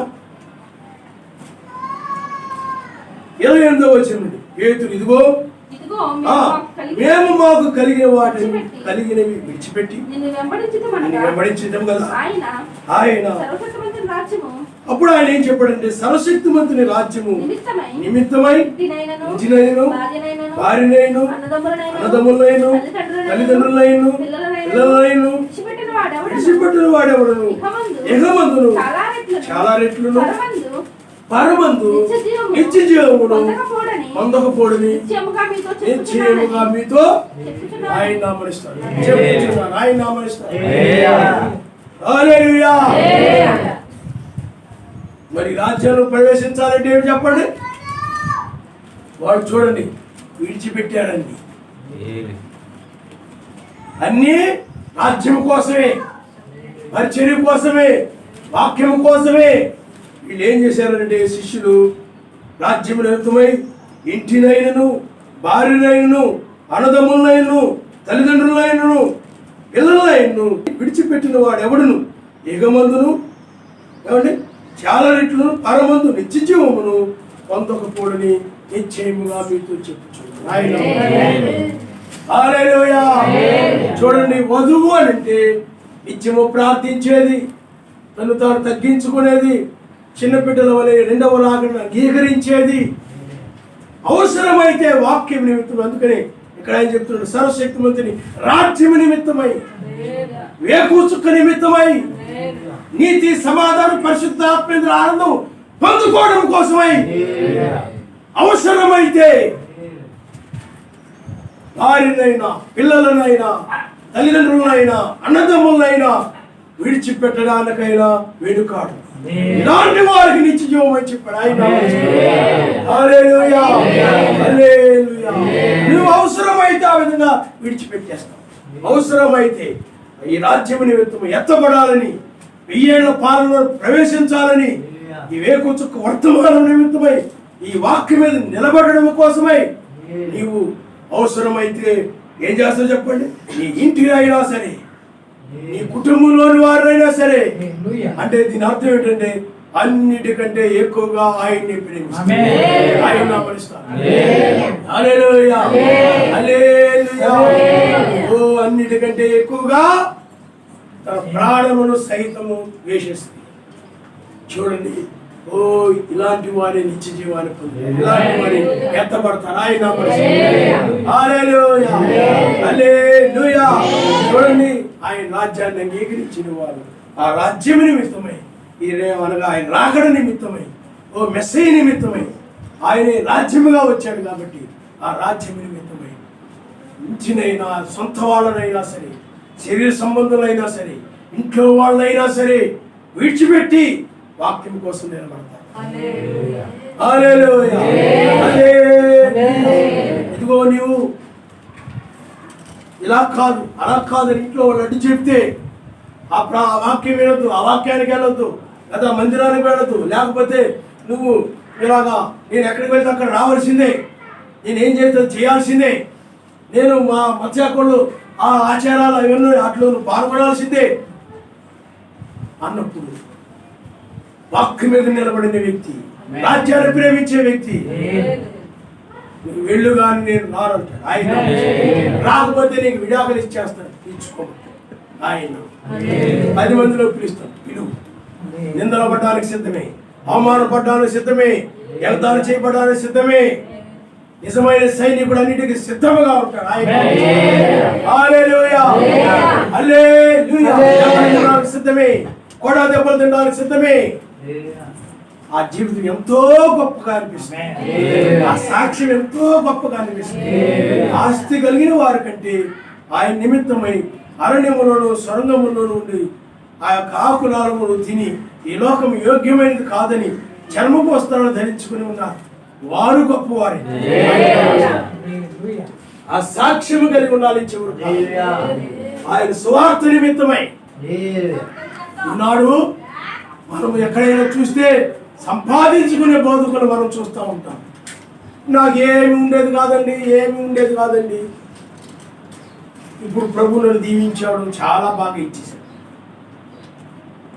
చూడండి, ఆయన పరిచర్య వాక్యం నిమిత్తమై చివరి కాలంలో నువ్వు ఆయన్ని అనగా సర్వశక్తిమంతుని ప్రేమించినట్లయితే ఆయన కోసం దేన్నైనా విడిచిపెడతావు. అలాంటి వారే పై కొనుకోబడతారు. ఆయన అన్నిటికంటే ఆయన ఎక్కువగా నువ్వు ప్రేమించు. నీ భర్త అనొచ్చు, నీకు మెస్సీ కావాలని, నేను కావాలంటే ఆయనే కావాలని. అర్థమైందా? ఆయన అంటాడు, ఇదిగో నేను ఇంటి దగ్గర ఉంటున్నాను, నువ్వు కూడా ఉండాల్సిందే. నేను వెళ్తాను ప్రార్థనకి, అది నేను కావాలా ఆయన కావాలంటే నాకు మెస్సీయే కావాలండి. అయితే నేను వచ్చేది నువ్వు వెళ్ళేటప్పుడు కానీ ముఖం మార్చుకొని ఉండొచ్చు, మూతి ముడుచుకొని ఉండొచ్చు, అలిగి ఉండొచ్చు, ఉన్నా పర్వాలేదు. ఆయన రాజ్యాన్ని నువ్వు ప్రవేశించావు, ఆయన నిత్య జీవాన్ని నువ్వు పొందుకున్నావు. ఆ సంతోషం నీకు. హల్లెలూయా. ఆయన రాజ్యం కోసం నువ్వు దేన్నైనా విడిచిపెట్టాలి. ఆయన పరిచర్య పిలిచినప్పుడు 1996లో ఆ ఊరిని, బంధువుల్ని అందరినీ విడిచి నిలబడింది పరిచయం. పెద్ద మందిరం. ఇప్పుడు మనం ఇంకా ఇరుగు మందిరంలో ఉన్నాం, చిన్న మందిరంలో, పెద్ద మందిరం. శిరీష గారికి తెలుసు ఏమంటే పెద్దదే కదండి ఆ మందిరం. సామూర్తి బోధ నిమిత్తమై, స్త్రీ బోధ నిమిత్తమై, ఏదో ఆస్తుల గురించి గొడవలు పెట్టుకోను, ఆడి గురించి గొడవలు పెట్టుకోను రాలా. బోధ విషయమై స్త్రీ బోధించడం తప్పని బైబిల్ చెప్తుంది. వాక్యం నిమిత్తం నువ్వు నిలబడాలి, దేని నువ్వు విడిచిపెట్టాలి. ఆయన హల్లెలూయా. బయటికి పోతే మందిరం ఎలాగా, విశ్వాసులు ఎలాగా, అది ఎలాగా, ఇది ఎలాగా, ఎలా పుడుతాను ఏం ఆలోచించాలి. వాక్యం మీద నిలబడమే ఏదైనా ఆయన చూసుకుంటాడు. వాక్యం మీద నిలబడాలి, ఆయన రాజ్యములు ప్రవేశించాలి అని అంటే ఏం చేయాలి చెప్పండి? ఇలాంటి వాడు ప్రవేశిస్తానని చెప్పాడు ఆయన. హల్లెలూయా. అదే మిగతా వాళ్ళు ఉన్నారు, ధనాన్ని విడిచిపెట్టలేకపోయారు. ఆ తర్వాత ఆస్తి కోసం ఏదైనా నేను విడిచిపెట్టొచ్చేమో కానీ, ఎందుకు నీ దగ్గర డబ్బు లేదనో, నీ దగ్గర ఆస్తి అనగా నీ దగ్గర ఆస్తి లేదనో కానీ నిన్ను విడిచిపెట్టొచ్చేమో కానీ, లేకపోతే వాడు నిన్నేం చేస్తాడు చెప్పండి? లోకం విడిచిపెట్ట, వాళ్ళు నిన్ను మగ. ఈ టైప్ వాళ్ళందరూ కూడా విడిచిపెట్టబడతారు. ఎస్సీని వదిలేస్తారు, ఇంట్లో వాళ్ళు వదలే. ప్రార్థన మానేస్తారు, ఇంట్లో వాళ్ళు వదలే. లేకపోతే బంధువులు ప్రార్థన మానేస్తారు, బంధువులు వదలే. ఇక్కడ ఎందుకంటే ఇంట్లో వాళ్ళ గురించి చెప్తుంది కాబట్టి చెప్తున్నారు. ఈ విధంగా మాకు వీళ్ళే కావాలి, రేపు బాగా ఎవరు చూస్తారు, ఏదైనా ఇది లేకపోతే ఎవరు చూస్తారు, ఎవరు చెందుతారు. సంశక్తి మంత్రులు ఎవరొకరు ప్రేరేపించండి, ఆయన నమ్మాలి. ఇంట్లో వాళ్ళే కాదు కాబట్టి నువ్వు అలాగని నువ్వు ఆయన పక్కన పెట్టేసి వాళ్ళని ప్రేమించి నువ్వు నిలబడిపోయినట్లయితే, లేదు అలా నిలబడకపోయినట్లయితే, మా ఇంట్లో ఆయన పేరు మీద బోల్డ్ ఆస్తి ఉంది, అది ఉంది, ఇది ఉంది, అదంతా రేపు నాకు ఎవరు, అదంతా నాకు చేయరు.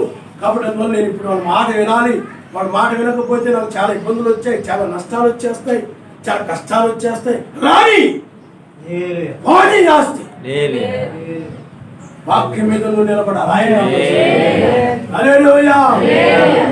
అన్నిటికంటే ఎక్కువగా ఈ పరిశీలనకు సంబంధించిన వాళ్ళు పిల్లరా మెస్సీని ప్రేమించలేదు, కానీ మెస్సీ కంటే ఎక్కువగా వీళ్ళు కుటుంబాలని, డబ్బుని, వాటిని వీటిని ప్రేమించిన వారు.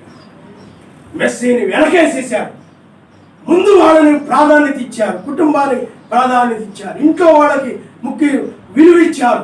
ఆయనని వెనకబెట్టేశారు. వాళ్ళ గృహాల్లో సర్వశక్తిమంతుడు ముఖ్యమైన వ్యక్తి కాదు. వాళ్ళకు వాళ్ళ భర్త, వాళ్ళ భార్య, వాళ్ళ పిల్లలు, వాళ్ళ బంధువులు వాళ్ళు ముఖ్యం. ఇలాంటి వారు ప్రమాదంలో పడిపోతారు, ఉగ్రతలో పడిపోతారు. వాక్యం ఆ విధంగా చెప్తా ఉంది. పరిశీలి ఆ విధంగా విడిచిపెట్టలేదు, ఆయన శిష్యులు విడిచిపెట్టారు. నీవు కూడా ఈ చివరి కాలంలో ఆ రాజ్యం నిమిత్తమై దేన్ని లెక్క చేయకూడదు. పునరుద్ధానం చెందాలంటే, మెస్సీని కలుసుకోవాలంటే అన్నిటికంటే ఎక్కువగా వాక్యాన్ని ప్రేమించు, ఆయన్నే ప్రేమించు, ఆయన కార్యాలను ప్రేమించు. మొదటగా ఆయన పని చేయి, మొదటగా ఆయనకి లోబడు. బైబిల్ ఆ విధంగా చెప్తా. నాగడి మీద చేయబెట్టి వేగతట్టు చూసి ఏ ఒక్కడు కూడా నా రాజ్యానికి వారసుడు కాదని చెప్పాడు. నన్ను వెంబడించమన్నప్పుడు ఇదిగో నేను వివాహం చేసుకున్నాను, నేను రాలేనన్నాడు. ఇంకోడు నేను ఆ పని చేయలేని వివాహం చేసుకున్నాను, ఆయన పరిచయం చేయను, ఆయన పనులు చేయను, నాకు వివాహం ముఖ్యం. వివాహం ఎప్పుడో ఒకసారి జరుగుతుంది జీవితంలో, ఆ ఎంజాయ్మెంట్లో నేను ఉంటాను, నేను రాను, నేను వెంబడించను, వాక్యం విన్ను, ప్రార్థన చేయను, ఆ పరిచయం చేయను, ఏమి చేయను అన్నాడు. ఇంకోడు పొలము కొన్నాడు, ఆ పొలంలో విత్తనాలు వేసే సమయం ఇది, నాకు పంట ముఖ్యం, నేను నా కుటుంబం ఏం తినాలి, ఎలా బ్రతకాలి. పొలంలో పంట ఎగిపోయినట్లయితే ఇప్పుడు నువ్వు ఈ టైంలో నువ్వు ప్రార్థనలని, మీటింగ్లని, లేకపోతే ఆయన కోసం నీ నిలబడాలని అవి పెడితే ఎవడొస్తాడు? మాకు అది ముఖ్యం. రాలేదు. ఇంకొకడు పిలిచాడు, అన్నాడు మా తండ్రి చనిపోయాడు, అస్తమానం చనిపోడు కదా, జీవితంలో ఒకసారి చనిపోతాడు, ఇప్పుడే ఏదైనా చేస్తే ఆయన చేసేది, తర్వాత ఎలాగ మేము చేయలేము, కాబట్టి మేము ఇప్పుడు రాలేమన్నారు. అప్పుడు ఆయన ఏమన్నాడు? నాగలి మీద చేయబట్టి వెనకబట్టి చూసే, ఎందుకంటే మొదలుగా వారు వాటిని ప్రేమిస్తూ ఉన్నారు. నీవు కూడా పిల్లలు ఆ విధంగా ఉన్నట్లయితే ప్రమాదంలో పడిపోతాం. అందుకని ఇక్కడ చూడండి, ఆయన వధువు లక్షణం ఏంటి చెప్పండి? ఆ వధువు లక్షణము నిత్యము ప్రార్థించేది, తను తాను తగ్గించుకునేది, ఆయన రాకడనగా రాజ్యాన్ని తలరాయిని అంగీకరించేది. ఈ తలరాయి నిమిత్తమై, మెస్సై నిమిత్తమై, రాజ్యం నిమిత్తమై అన్నిటికంటే ఎక్కువగా, ఆస్తి కంటే, అన్నిటికంటే, బంధువుల కంటే, కుటుంబంలోని వారి కంటే అన్నిటికంటే ఎక్కువగా ఆయన్ని ప్రేమించి ఆయన కొరకు ఏదైనా చేయడానికి సిద్ధంగా, ఆయన కోసం ప్రయాసపడి, ఆయన కోసం సమయాన్ని ఇచ్చే కుటుంబంలోని వారు ఏమన్నప్పటికీ కూడా ఆమె వాక్యాన్ని నెరవేరుస్తారు లేఖనాల మీద. అందుకనే ఆ విధంగా నీవు నీతి, సమాధానం, పరిశుద్ధాత్మక ఆనందాన్ని పొందుకోవాలంటే నీ ఇంట్లో వారు నీవు నీతిమంతురాలు కాకుండా, ఆయనకి నీకు మధ్య సమాధానం కలగకుండా ఏదో కార్యాలు పెట్టి నిన్ను ఆ వాక్యాన్ని నెరవేర్చనీయకుండా అడ్డుపడతా ఉంటావు. కానీ నువ్వు ఎప్పుడైతే ఆయన వాక్యాన్ని ప్రేమిస్తావో, వాళ్ళు అడ్డుపడినప్పటికీ కూడా నువ్వు వాక్యాన్ని నెరవేరుస్తావు, అప్పుడే నువ్వు నీతి, సమాధానం, పరిశుద్ధాత్మక ఆనందం. అదే దుష్టముడు అయినట్లయితే ఆమె ఒక బోధకురాలుగా ఉంది, కానీ ప్రార్థన లేదు ఆమె జీవితంలో. బోధించాలనే మనసు, అదే మనసు కలిగి ఉంది ఆమె. ప్రార్థన లేదు, రెండోది హెచ్చింపు కలిగి ఉంది. నేను బోధకురాలు కాబట్టి నాకు అది తెలుసు, బ్రహ్మం గారి వర్తమానంలో నాకు అవన్నీ తెలుసు, ఇవన్నీ తెలుసు, జాన్సన్ గారి వర్తమానంలో ఆయనతో నేను ఉన్నాను, నాకు అవన్నీ తెలుసు. ఆ తర్వాత ఆస్తిని ప్రేమించేదిగా ఉంది, ఆయన కోసమై ఏమి విడిచిపెట్టినటువంటి సాక్ష్యం, ఎలాంటి సాక్ష్యము ఏమి విడిచిపెట్టలే. ఇంకా మత్స్యాకోళ్ళని అన్నిల్ని అందరూ కలిపేసుకుని ఆళ్ళకి పిల్లల్ని ఇచ్చేసి, మత్స్యాకోళ్ళ పిల్లలు తన పిల్లల్ని ఇచ్చేసి, ఆడు నాకు తనండి, అన్నిళ్ళకి తన పిల్లలు ఇచ్చి వాళ్ళు తనలే, అంత లోకంతో కలిసిపోయిందా, విడిచిపెట్టలేదు, కలిసిపోయింది. అన్నిటికంటే ఎక్కువగా ఆయన ప్రేమించవలసిన దానికి బదులుగా ఆయనకంటే ఎక్కువగా కుటుంబాన్ని, మత్స్య సంఘాలని అన్యులను ప్రేమించి ఆయన వాక్యాన్ని నెరవేర్చలేదు, ఆయన చెప్పిన పనులు చేయలేదు. అందువల్ల ఈమె విడిచిపెట్టేబడేదిగా ఉంది, ఈమె నిత్య శిక్షకు వెళ్ళిపోద్ది ఈమె. కాబట్టి పిల్లారా, న్యాయాధిపతి తీర్పు తీరుస్తాడు. అందుకనే ఈమెలో విశ్వాసం కనబడలేదు. ఆస్తి మీద విశ్వాసం ఉందే కానీ రాకడ మీద విశ్వాసం లేదు. అలాగే ఆయన మీద నమ్మకం లేదు, కానీ కుటుంబంలోని వారి మీద బాగా నమ్మకం ఉందని ప్రమాదంలో పడిపోయింది. అందుకనే వాటిని వాళ్ళని నమ్ముకుంది కాబట్టి వాళ్ళు వదలలేకపోయింది. ఆయనని విడిచిపెట్టడానికి ఇష్టపడింది, కానీ ఆయన వదిలే పరిస్థితి అంటే లోకంలో ఉన్నటువంటి సంబంధించిన డబ్బు అనేటువంటి ఆయన్ని విడిచిపెట్టలేని పరిస్థితి, ప్రమాదంలో పడిపోతుంది ప్రపంచం. ఈ దుష్టబుద్ధి నిజమైన వధువు ఆయన అంతగా ప్రేమిస్తాడు. ప్రేమించుచున్నావా, ఏది నీలో ప్రేమ, ప్రేమించుచున్నావా, ఏది నీలో త్యాగం. పిల్లలు ఇప్పుడు న్యాయాధిపతి వచ్చాడు ఆయన. ఇప్పుడు మనకి విధవురాలు ఎవరో, ప్రతివాది ఎవరో తేటగా తేటపరచబడింది. ఆ అధ్యాయంలోనే ఉన్నాయి. ఇద్దరు వ్యక్తులు అక్కడే కనబడుతూ ఉన్నారు. ఒకరు విధవరాలు, ఇంకొకరేమో ప్రతివాది, ఇంకొకరు సుంకరి, ఇంకొకరు పరిశీలి, ఇంకొక చిన్న బిడ్డ వంటి వారు, ఇంకొకరు ధనము కలిగిన వాడు, లోక జ్ఞానము కలిగిన వాడు, ఇంకొకరు ఆయన కోసమై సమస్తముని విడిచిన వారు, ఇంకొకరు అయినట్లయితే లోకం కోసమై మెస్సేజ్ని విడిచిపెట్టినటువంటి వారు. ఇద్దరు కనబడుతున్నారు. నువ్వు ఇద్దరిలో ఎవరివై ఉన్నావో ఆలోచన చేసుకోండి, తల ఉంచుకోండి, మనం ప్రార్థన చేసుకోండి.